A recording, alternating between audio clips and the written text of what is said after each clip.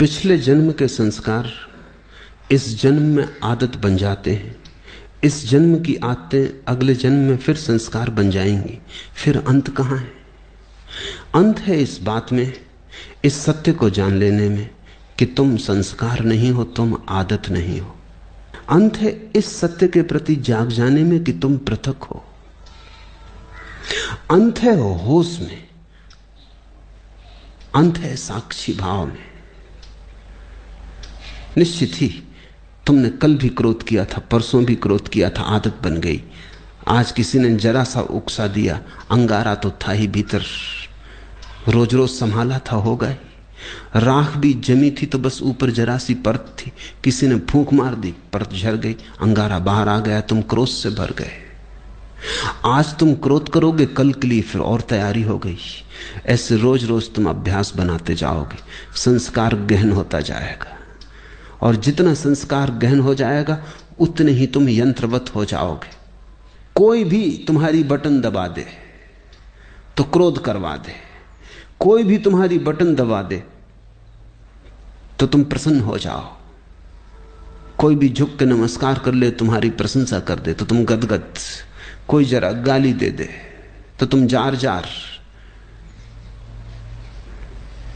तुम यंत्रवत हो जाओगे। और बटने लोगों को पता हो जाती, सबको पता है एक दूसरे की बटने, कहां से दबा दो कि सब ठीक हो जाता है, कहां से दबा दो कि सब गड़बड़ हो जाता है। तुम मशीन हो क्या या मनुष्य हो? मनुष्य होने का इतना ही अर्थ है कि कोई तुम्हारी क्रोध की बटन दबाए चला जाए, लेकिन तुम कहते हो नहीं करना, तो बटन दबती रहती, वो आदमी थक जाता, लेकिन तुम क्रोध नहीं करते। तुम कहते हो मैं अपना मालिक हूं, जब करना चाहूंगा करूंगा, जब न करना चाहूंगा नहीं करूंगा। प्रतिक्रिया और क्रिया में यही फर्क है। प्रतिक्रिया में दूसरा मालिक है, तुम नहीं, और क्रिया में तुम मालिक हो, दूसरा नहीं। और बड़े मजे की बात है, प्रतिक्रिया बांधती है, क्रिया मुक्त करती है। जो अपने कर्म का मालिक है उसके कर्म का कोई संस्कार नहीं बनता, और जो अपने कर्म का मालिक नहीं है, जो प्रतिकर्म करता है, रिएक्ट होता है सिर्फ, उस आदमी के जीवन में बंधन बनते चले जाते हैं, रोज रोज जाल मजबूत होता चला जाता है।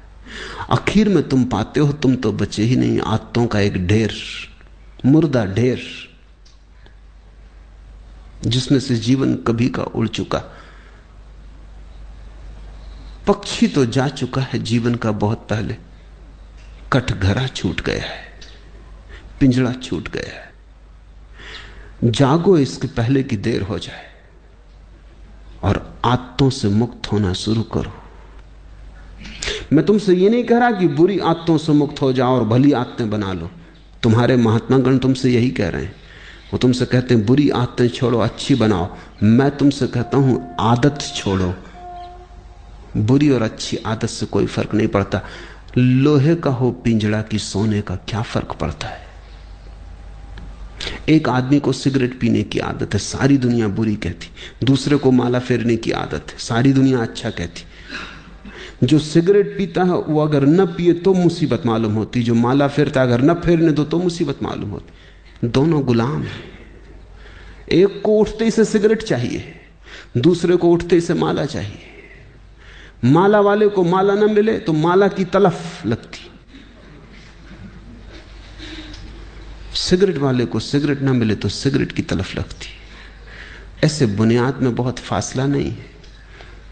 सिगरेट भी एक तरह का माला फेरना है, धुआं भीतर ले गए बाहर ले गए, भीतर ले गए बाहर ले, मन के फिरा रहे हैं बाहर भीतर। धुएं की माला है, जरा सूक्ष्म है। कोई अपना कंकड़ पत्थर की फेर रहा है, जरा स्थूल है। असली सवाल आदत से मुक्त होने का है। मैंने ये नहीं कह रहा हूं कि माला मत फेरो, मैं ये भी नहीं कह रहा हूं कि सिगरेट पियो। मैं ये कह रहा हूं कि तुम मालिक रहो। कोई आदत ऐसी ना हो जाए कि मालिक बन जाए। कोई आदत, मंदिर जाने की आदत भी मालिक ना हो जाए, ध्यान करने की आदत भी मालिक ना हो जाए। मालिक तुम ही रहो। मालकियत बचा के आदत का उपयोग कर लेना, यही साधना है। मालकियत खो दी और आदत सवार हो गई तो तुम यंत्रवत हो गए, तब तुम्हारा जीवन मूर्छित है। ऐसे लोग हैं जो मेरे पास आके कहते हैं कि अगर पूजा ना करें रोज तो बेचैनी लगती। वो सोचते हैं कि बड़ी धार्मिक घटना घट गई उनके जीवन। मैं उनसे पूछता हूं पूजा करने से कुछ आनंद मिलता है? वो कहते हैं आनंद तो कुछ नहीं मिलता, लेकिन ना करें तो बेचैनी लगती। यही तो सिगरेट पीने वाला कहता है। वो कहता है कि उससे पूछो कुछ आनंद मिलता? वो कहता है आनंद क्या रखा है, आनंद तो कुछ नहीं मिलता, कभी कभी खांसी जरूर आती, आनंद तो कुछ भी नहीं मिलता। लेकिन ना पियो तो बेचैनी मालूम होती। इसे तुम थोड़ा सोचो।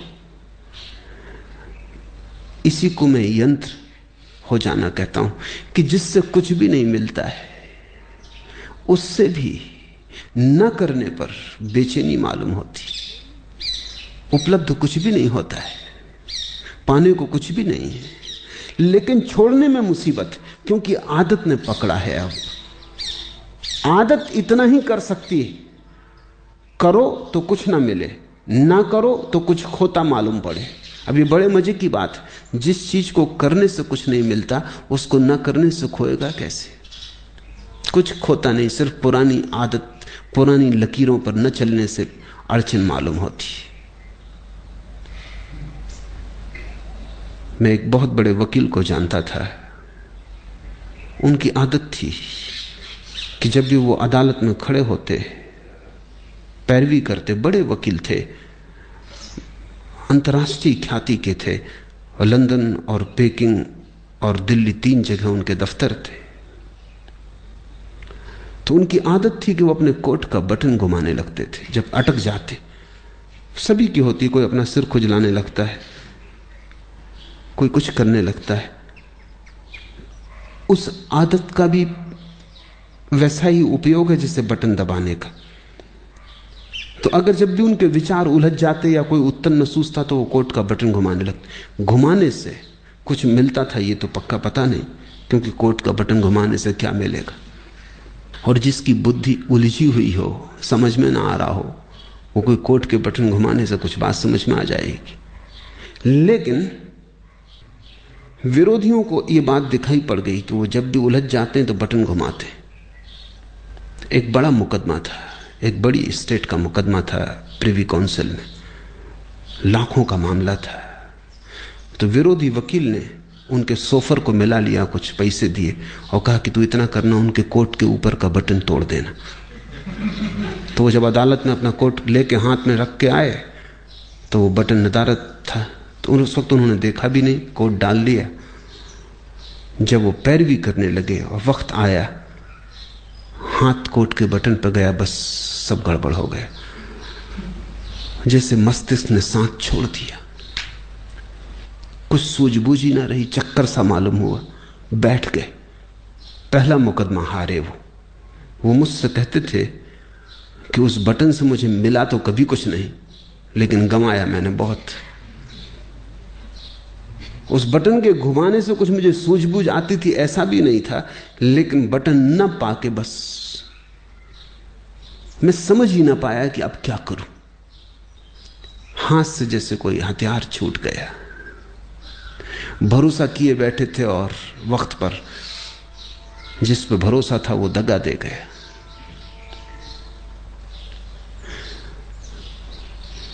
जिनको तुम आदतें कहते हो, बुरी हो या भली, इससे कोई भेद नहीं पड़ता।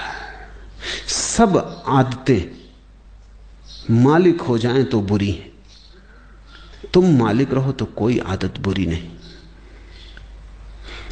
गुलामी बुरी है, मालकियत भली है। मेरी परिभाषा यही है।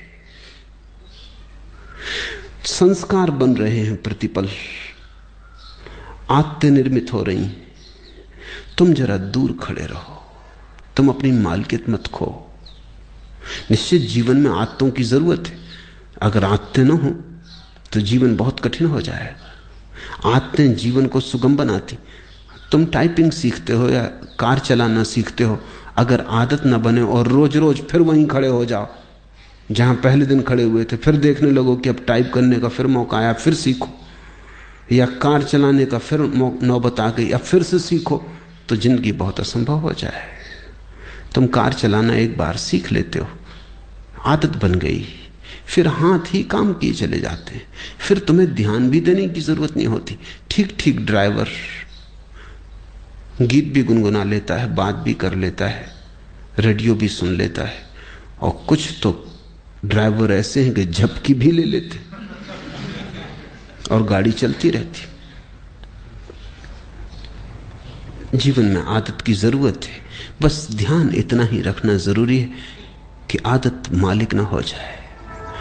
मालिक तुम बने रहो तो संसार में कुछ भी बुरा नहीं, स्वामित्व तुम्हारा हो तो संसार में सभी कुछ अच्छा है। स्वामित्व खो जाए, तुम गुलाम हो जाओ, तो वो गुलामी चाहे कितनी ही कीमती हो खतरनाक है। हीरे जवाहरात लगे हों सींचों पर, जंजीरों पर, तो भी उनको आभूषण मत समझ लेना, वो खतरनाक है, वो महंगा सौदा है। अपने को गंवा के इस जगत में कमाने जैसा कुछ भी नहीं। हाँ, अपने को बचा के जितना खेल खेलना हो खेल ले सकते हो। जब परमात्मा ही लीला कर रहा है तो तुम क्यों परेशान हो? लेकिन परमात्मा मालिक है, और जब तुम भी अपनी आत्माओं और संस्कारों के मालिक हो जाओगे तो तुम भी अपने छोटे से संसार में परमात्मा हो जाते हो। बुद्ध ने इसी को होश कहा है कि सब करना लेकिन होश पूर्वक करना। कदम भी उठाना तो होश पूर्वक उठाना, उठना बैठना लेटना होश पूर्वक। कोई भी चीज बेहोशी में मत करना। अगर तुम होश को साधते रहो तो आदत तो बनती रहेगी, आदत का तुम उपयोग करते रहोगे, लेकिन आदत के पीछे होश की धारा भी बह रही है। चैतन्य का दिया भी जल रहा है, वो भी निर्मित हो रहा है, उसकी भी सघनता बढ़ रही, उसका भी प्रकाश गहन होता जा रहा है। जीवन में सिर्फ आदतें ही आदतें रह जाएं तो आत्मा खो जाती है। आदतों के पीछे तुम भी रहो अलग पृथक, और इतनी तुम में मालकियत हो कि किसी आदत को अगर तुम छोड़ना चाहो तो इसी क्षण छोड़ दो, लौट के दोबारा सोचने की जरूरत भी ना पड़े। मैंने सुना है कि जब पहली दफा उत्तर ध्रुव पर यात्री पहुंचे तो वो एक बड़ी मुसीबत में पड़े। 3 महीने का भोजन था, वो चुक गया, और कोई 15-20 दिन उन्हें भूखे उपवास में गुजारने पड़े। कभी मछली पकड़ लेते तो ठीक, कभी ना पकड़ पाते तो मुश्किल। जहाज उलझ गया, बर्फ में फंस गया। लेकिन उन यात्रियों का जो कैप्टन था, उसको सबसे ज्यादा जो मुसीबत आई वो भोजन की नहीं थी। लोग बिना भोजन के रहने को तैयार थे, यात्रियों का दल। सिगरेट की सबसे ज्यादा मुसीबत खड़ी हुई। सिगरेट खत्म हो गई तो लोगों ने जहाज की रस्सियां काट काट के पीना शुरू कर दी। कैप्टन घबराया, उसने कहा अगर 20 दिन ये सिलसिला रहा तो फिर हम कभी वापस ना पहुंच पाएंगे। तुम रस्सियां ही काटे डाल रहे तो ये जहाज आगे कैसे बढ़ेगा, ये पाल गिर जाएंगे। मगर लोग इतने दीवाने सिगरेट पीने के लिए कि कैप्टन करे भी क्या। एक आदमी, बाकी सब सिगरेट पीने वाले, उनका करो भी क्या। वो रात को चोरी से काट लें, इधर उधर से काट लें। जब ये जहाज लौट के किसी तरह आया और इसकी अखबारों में खबर छपी तो एक आदमी ने अमेरिका में ये अखबार पढ़ते वक्त अपनी सिगरेट भी पी रहा था, अखबार भी पढ़ रहा था। उससे अचानक ये बात अजीब सी लगी कि लोग गंदी रस्सियां काट काट के पी गए। वो भी चेन स्मोकर था। उसने सोचा, हाथ में सिगरेट थी, उसने सोचा कि क्या यही गति मेरी होती है अगर मैं भी उनके साथ होता? क्या मैं भी रस्सियां काट के पी जाता? एक क्षण उसे ख्याल आया, उसने सिगरेट एस्ट्रे पर रख दी और उसने कहा अब इसको तभी उठाऊंगा जब मेरी ऐसी दशा आ जाए कि मुझे लगे अब मैं गंदी रस्सियां भी पी सकता हूं, नहीं तो नहीं उठाऊंगा। 20 साल बीत गए, वो सिगरेट अपनी टेबल पर ही रखे रहा। लोग उससे पूछते भी कि आधी जली सिगरेट यहां क्यों रखी। वो कहती कि इसको मुझे उठाना है किसी दिन, लेकिन उसी दिन उठाऊंगा जिस दिन मेरी पीड़ा ऐसी हो जाएगी कि आदत बड़ी और मैं छोटा हो जाऊंगा।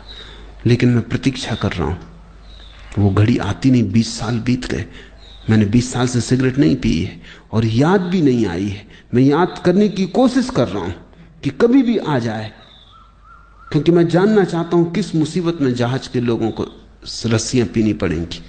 लेकिन वो कभी ना आई। उसने अपना संस्मरण लिखा, मैं संस्मरण पढ़ रहा था। उसने संस्मरण में लिखा है कि मैं समझ नहीं पाता कि क्या बात हो गई, क्योंकि पहले भी मैंने कई बार सिगरेट छोड़ना चाही थी लेकिन नहीं छोड़ सका था। कई बार छोड़ी भी थी तो 2 दिन के बाद फिर पीने लगा था। लेकिन क्या हुआ, अब तो मैं छोड़ा भी नहीं था, सिर्फ प्रतीक्षा कर रहा हूं कि जब भी आदत पकड़ लेगी और झकझोर डालेगी तो पीऊंगा। लेकिन मैं सिर्फ ये जानना चाहता हूं कि मैं भी उस जहाज में अगर होता तो क्या मैंने रस्सियां पी होती। 20 साल से आदत आई नहीं। मेरी समझ में नहीं आता कि हुआ क्या। उसकी समझ में नहीं आ रहा क्योंकि उसे ध्यान का कुछ पता नहीं, होश का कुछ पता नहीं। इसने छोड़ी नहीं है सिगरेट, छूट गई होश के कारण, क्योंकि वो एक ही होश साधे हुए कि जब इतने जोर से तलफ पकड़ेगी कि मैं रस्सियां पी लेता तभी पीऊंगा।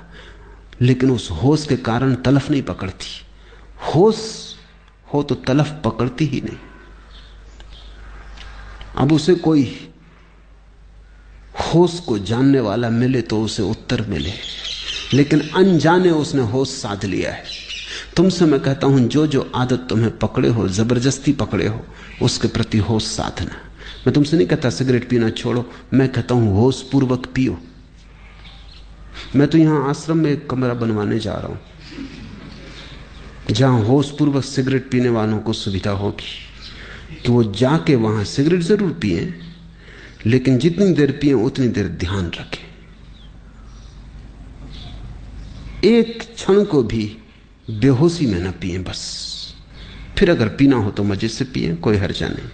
लेकिन मैं जानता हूं अगर होश सज जाए तो ऐसी मूढ़ता कौन करेगा। ऐसी मूढ़ता तो बेहोशी में ही होती है। तो मैं तुमसे कुछ भी छोड़ने को नहीं कहता, क्योंकि मैं जानता हूं छोड़ने से कभी कोई छोड़ नहीं पाया। मैं तुमसे केवल होश साधने को कहता हूं, क्योंकि मैं जानता हूं होश साधने से जो भी व्यर्थ है अपने आप छूट जाता है और जो सार्थक है बच रहता है। होश आध्यात्मिक जीवन की आखिरी कीमिया है, अल्केमी है, वो रसायन है। उसके अतिरिक्त सब विस्तार की बातें हैं। आज इतना ही।